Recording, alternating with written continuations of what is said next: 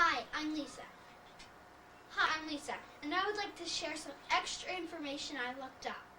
Alcoholism, 10 to 20 million people suffer from it, and most are under the age of 35. And for history, for alcohol, it was created and started in the early 4200 BC, before Christ.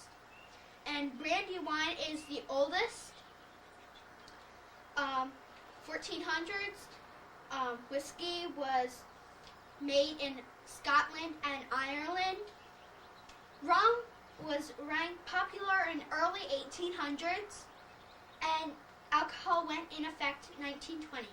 Now stay tuned for an interview with a real live drug officer.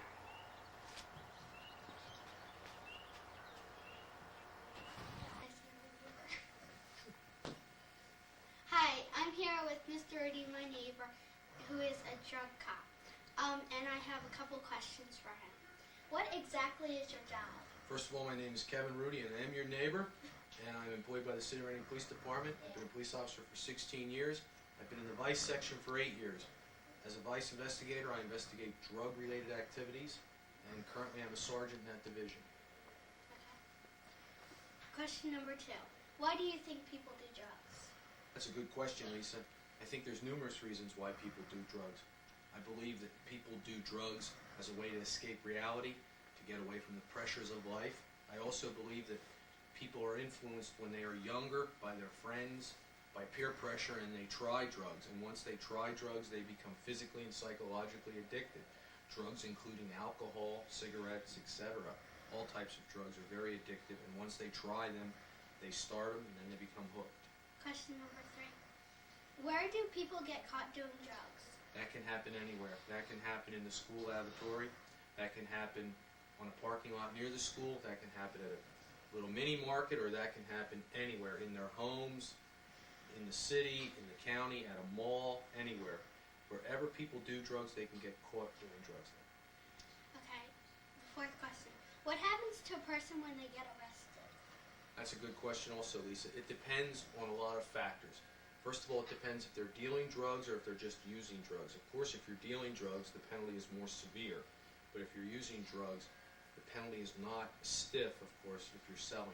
If you get caught using or dealing drugs, you get arrested, you get taken into a lockup area, you are photographed, fingerprinted, you're checked for prior arrests, and then you are taken before a local magistrate, at which time bail is set. Bail is to secure your appearance. If you cannot post bail, you are then committed to prison until your case is called to trial. Okay. 5th question. Could you tell us more about inhalants? Yes. I'll tell you, Lisa, that's another good question, because about a month ago, the inhalant use surfaced around this area, and it was kind of shocking. Inhalants are currently being used by young people between the ages of 7 to 14 years of age. Seems to me that I understand that 8th graders are the largest percentage of young men and women that are using inhalants.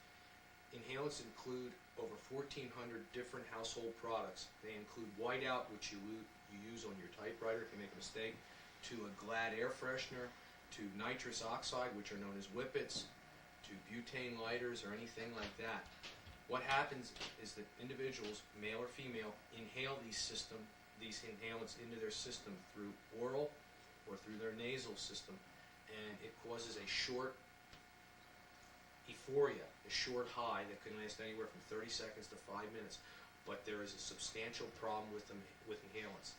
It's not physically addictive, it's psychologically addictive. That means mentally addictive. But the biggest problem with inhalants that is unbelievably serious is the fact that every time you use inhalants, you're killing brain cells. And brain cells cannot be reproduced. You only get so many brain cells, and if you kill one, that's one less you'll never have. And when you utilize inhalants, you kill numerous brain cells every time, and eventually you're going to end up stunning your mental capacity. You might have memory loss, fatigue, or you can just be burned out.